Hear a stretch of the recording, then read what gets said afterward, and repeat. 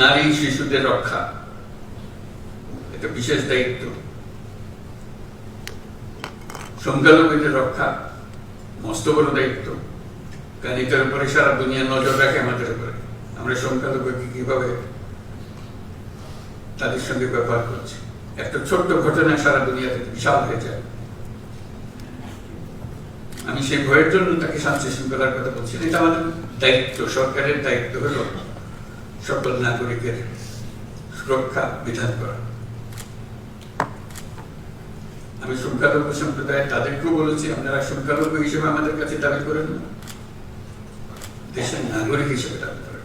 তার নাগরিক হিসেবে আপনার সংবিধান আপনাকে এই অধিকার দিয়েছে, সে অধিকার আপনি সরকারের কাছ থেকে পেতে হবে, সেটা আপনার দাবি পাওনা। আমাদের দায়িত্ব হলো এই যে টিম, সরকারের যে টিম, এটা নিশ্চয়তা দেওয়া যে সকল নাগরিককে আমরা সুরক্ষা দেব।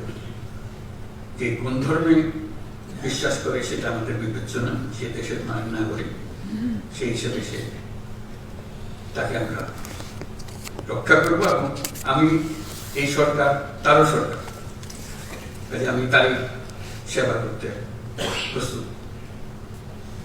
এটা আমাদের একটা বড় কাজ। সামনে যে আমরা যে সমস্ত কর্মসূচি নেব তার মধ্যে এটা সবসময় হাইয়েস্ট পয়েন্ট, উচ্চতম স্থান থাকবে।